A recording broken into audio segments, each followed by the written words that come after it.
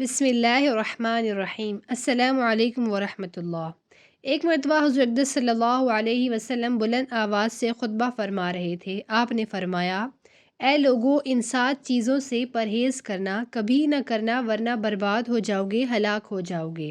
ایک صحابی نے عرض کی، یا رسول اللہ صلی اللہ علیہ وسلم، وہ کون سی ایسی 7 چیزیں ہیں جن کو کرنے سے بندہ ہلاک ہو جاتا ہے اور محشر کے روز بھی آپ کی شفاعت سے محروم رہے گا؟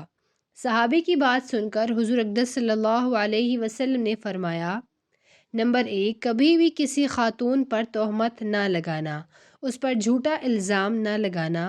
وہ عورت گو تمہاری بیوی، بہن یا ماں تو دور کی بات ہے، کوئی اور عورت بھی ہو، اس پر جھوٹا الزام لگاؤ گے تو اللہ تعالیٰ تمہیں معاف نہیں کریں گے، تمہیں برباد کر دیں گے، ہلاک کر دیں گے۔ ہم نے بعض اوقات دیکھا ہے ایک سیدھی سادی ایماندار اور پردہ دار خاتون پر بھی الزام لگا دیا جاتا ہے، وہ اس لیے کہ اس کے باپ یا بھائی یا کسی اور رشتہ دار نے ہمارے ساتھ زیادتی کی تھی یا تہمت لگائی تھی، اس لیے ہم نے اس زیادتی یا تہمت کا بدلہ لیا ہے۔ یہ سراسر اللہ کے قہر کو آواز دینے کے مترادف ہے۔ ہم کون ہوتے ہیں کسی سے بدلہ لینے والے؟ ہم کچھ نہیں، اس ذات کے آگے اس پر چھوڑ دو، انصاف کرنا میرے اللہ کا کام ہے۔ تو اس کی رضا پر صبر کر، پھر دیکھ اللہ تعالیٰ تیرے ساتھ کیسا انصاف کرتا ہے۔ جب تحقیق کی جاتی ہے وہ خاتون بے گناہ نکلتی ہے، ایسے ہی الزام لگانے والے کو اللہ تعالیٰ قیامت کے روز معاف نہیں کریں گے، کیونکہ حضور اقدس صلی اللہ علیہ وسلم پہلے ہی خبردار کر چکے ہیں۔ آپ صلی اللہ علیہ وسلم نے فرمایا، نمبر 2، کسی یتیم غریب کا حق نہ کھانا، اس کا مال نہ کھانا، ہلاک ہو جاؤ گے، برباد ہو جاؤ گے۔ حضور صلی اللہ علیہ وسلم نے فرمایا، کسی غریب، یتیم یا بیوہ کا یا کسی اور کا ناحق مال کھایا تو قیامت کے روز میں تمہاری شفاعت نہیں کروں گا۔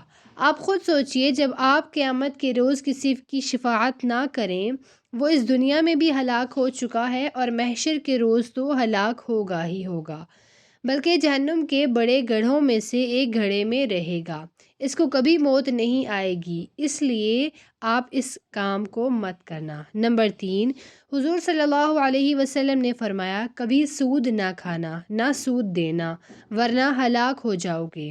جب حضور نے یہ حکم صادر فرما دیا کہ سود دینا اور لینا دونوں کے لیے حرام ہے اور شریعت محمدی میں ناجائز ہے، ہم کون ہوتے ہیں اس مکروہ عمل کو کاروبار بنانے والے؟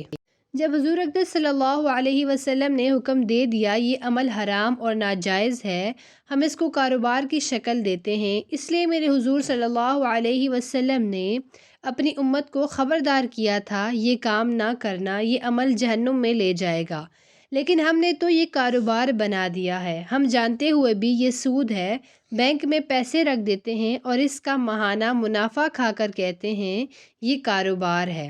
ہم کہتے ہیں خیر ہے، ہم بھولے بنتے ہیں، دراصل ہم خود کو ہی دھوکہ دے رہے ہوتے ہیں۔ ہمیں پتہ ہے محشر کے روز سود دینے والے کی اور سود لینے والے کی دونوں کی بخشش نہیں ہوگی، پھر بھی یہ کاروبار ہم دھڑلے سے کرتے ہیں۔ اس لیے آپ ابھی اسی وقت توبہ استغفار کیجئے اور اپنے گناہ کی معافی طلب کیجئے اور اپنی آخرت سنواریے، یہ نہ ہو قیامت کے روز آپ صلی اللہ علیہ وسلم کی شفاعت سے محروم ہو جائیں۔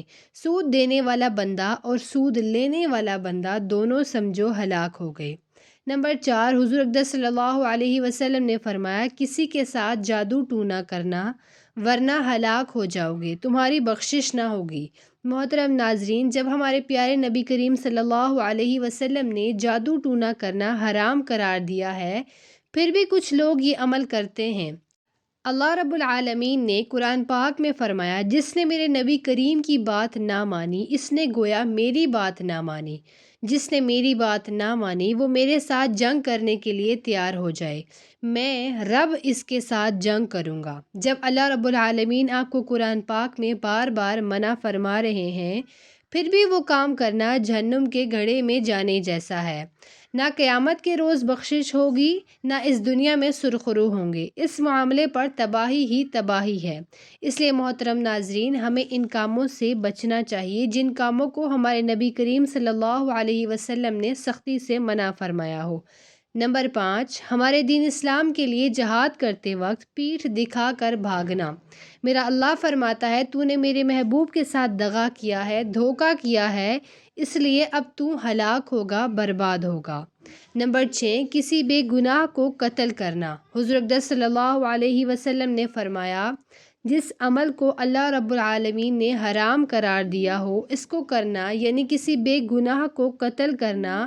حدیث پاک کا مفہوم ہے کسی ایک بے گناہ کو قتل کرنا گویا ساری انسانیت کو قتل کرنے کے برابر ہے، یعنی کسی بے گناہ کو قتل کر دینا۔ اللہ رب العزت اس قتل کرنے والے بندے کو ناپسند فرماتے ہیں، گویا وہ ہلاک ہوا۔ نمبر 7، حضور اقدس صلی اللہ علیہ وسلم نے فرمایا کسی کو بھی اللہ رب العالمین کے ساتھ شریک کرنا، یہ عمل میرے اللہ تعالیٰ کو بہت ناپسند ہے۔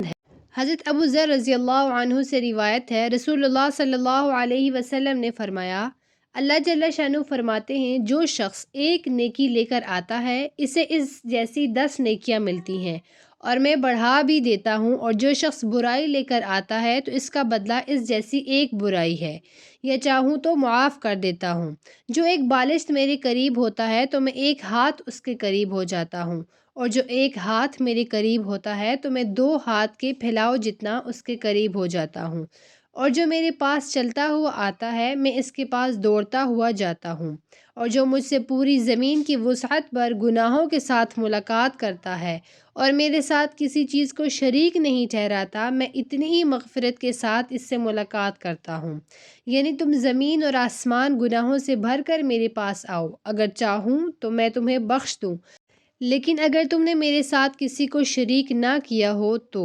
اللہ رب العزت سے دعا گو ہیں ہم سب مسلمانوں کو دین کی صحیح سمجھ عطا فرمائیں اور ہم سب مسلمانوں کو اپنے حفظ و امان میں رکھیں، آمین ثم آمین۔